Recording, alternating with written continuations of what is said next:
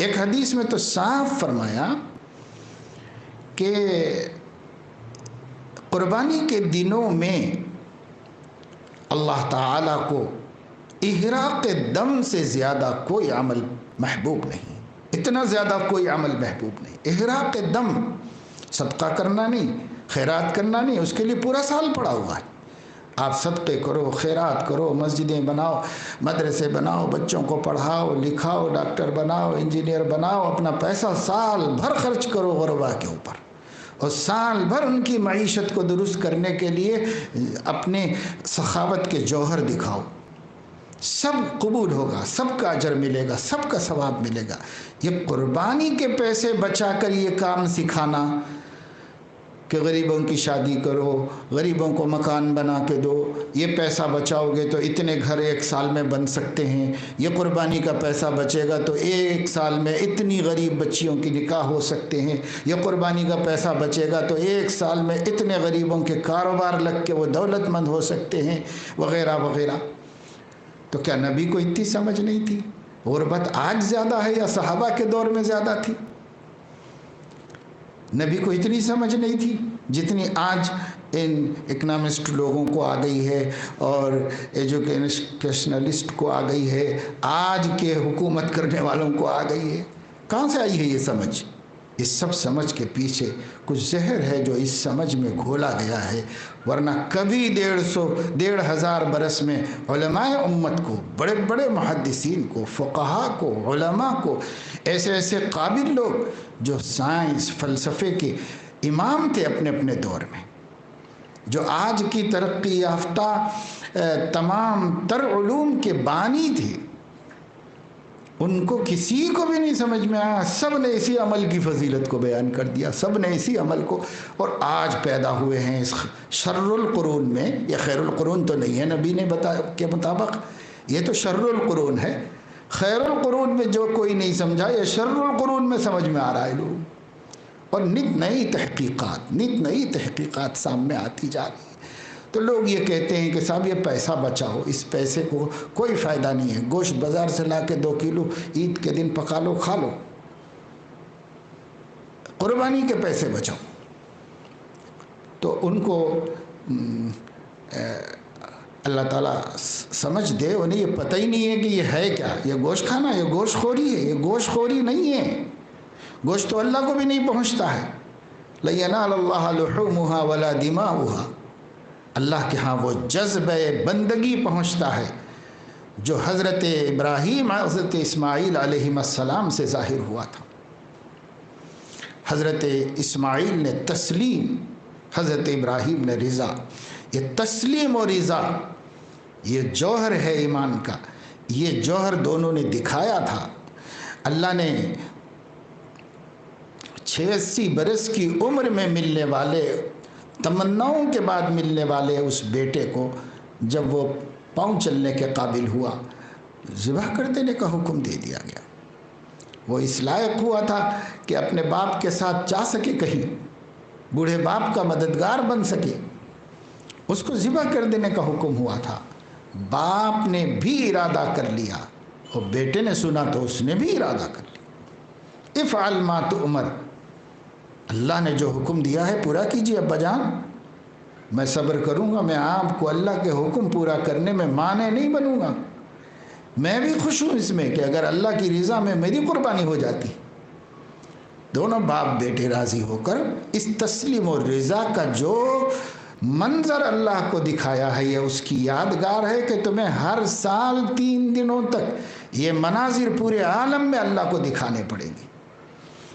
ہاں، وہاں بھی اللہ نے اس بیٹے کی قربانی نہیں لی، اس لیے کہ غیر حنیفی لوگ یعنی مشرکین انسانی بھینٹ چڑھانے کے قائل تھے، اپنے خداؤں پر، اپنے معبودوں پر، جھوٹے معبودوں پر انسانی بھینٹ چڑھانے کے قائل تھے۔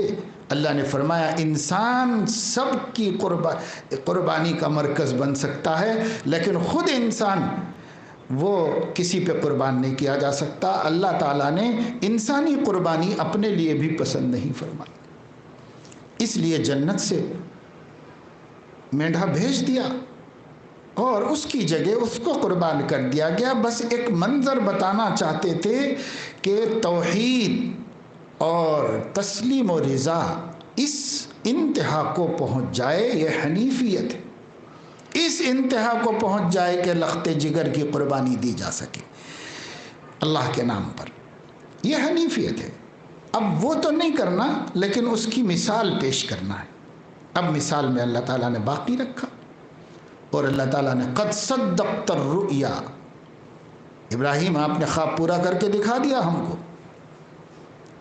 اور اللہ تعالیٰ نے فرمایا کہ ہم ان سنتوں کو بعد میں باقی رکھیں گے۔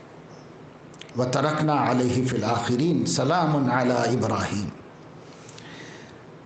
اب یہ ہر شریعت میں اس کے بعد سے دین حنیفی کے رنگ میں آ رہی ہے ہر شریعت، اور یہ اس کا کمال ہے حنیفیت کا۔ سیدنا محمد الرسول اللہ کی قیادت میں جو دین بنا ہے، آپ کی نگرانی میں اور آپ کی سرپرستی میں جو ملت بنی ہے، وہ ملت حنیفی ہے، ملت ابراہیمی ہے، اور اس کے کمال کو پہنچا دی گئی ہے۔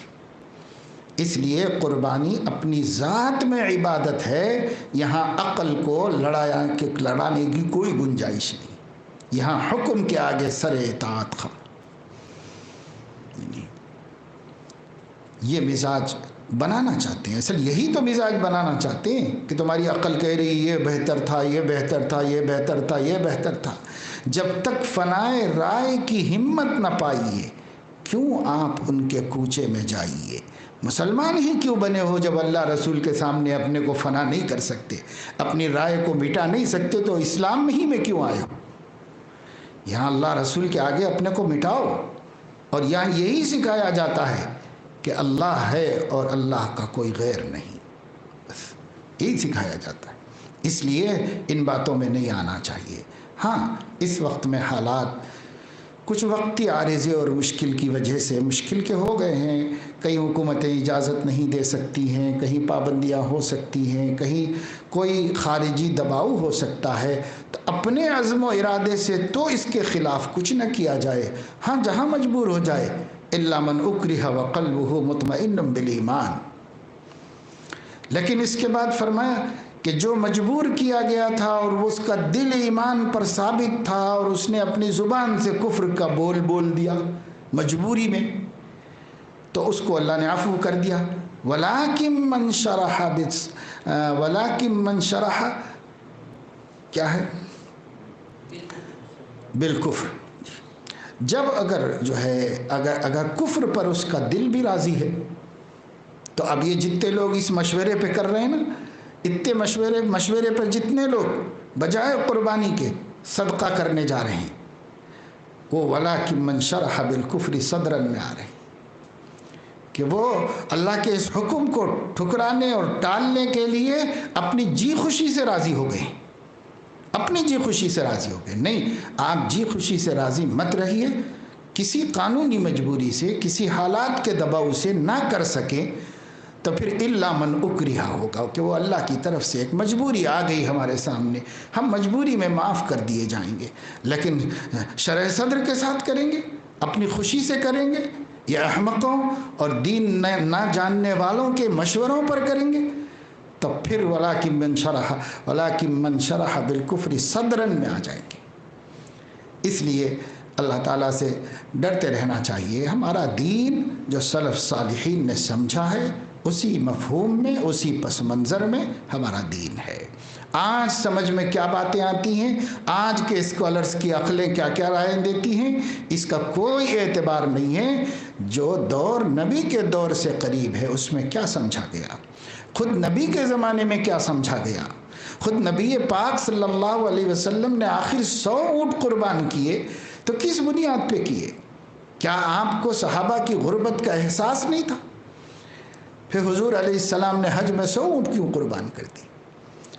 اور عید کی نماز پڑھانے کے بعد عیدگاہی میں 2 بکرے آپ نے کیوں قربان کر دی؟ ایک کو ذبح کیا اور اسے اپنی طرف سے قربان کیا، اور دوسرے کو ذبح کیا اور اسے اپنی طرف سے اور اپنی امت کے ان لوگوں کی طرف سے جو استطاعت نہیں رکھتی قربانی دینے کی، اللہ کی خدمت میں پیش کیا، تاکہ قیامت تک کے ایسے غریب جو قربانی نہیں کر سکتے ان کا دل چھوٹا نہ ہو، نبی نے اپنی قربانی میں شریک کر لیا۔ باقی جنہیں اللہ نے سکت دی ہے، حضور نے اتنی سخت بات کہی، من وجد ساعة ان یضحی، جو قربانی کرنے کی استطاعت رکھتا ہو پھر بھی نہ کرے، فلا یقربن مصلانا، وہ ہماری عیدگاہ کو بھی نہ آئے۔ اتنی سخت بات فرمائی، اور یہاں منطق چل رہی ہے، سب فلسفے چل رہے ہیں، روز ایک نئی خبر ہے، روز ایک نیا مشورہ ہے، روز ایک نیا مشورہ ہے۔ تو ایمان اتنا پھس پھسا بد بدا مت بناؤ کہ ایک نے آ کے کچھ کہا تو خیال ختم ہو گیا، ایک نے آ کے کچھ کہا تو ایمان کمزور ہو گیا، ایک نے آ کے کچھ کہا تو عقیدے سے دستبردار ہو گئے۔ یہ ایسا ایمان لے کے کیا کریں گے؟ ایسا دین لے کے کیسے اللہ کو راضی کریں گے اور کیسے کامیاب ہوں گے مرنے کے بعد؟ مضبوط دین ہونا چاہیے۔ لوگ اپنی رائے دیتے رہیں گے، لوگ اپنے خیالات بتاتے رہیں گے، بتاتے رہنے دو، ہمیں کیا کرنا ہے؟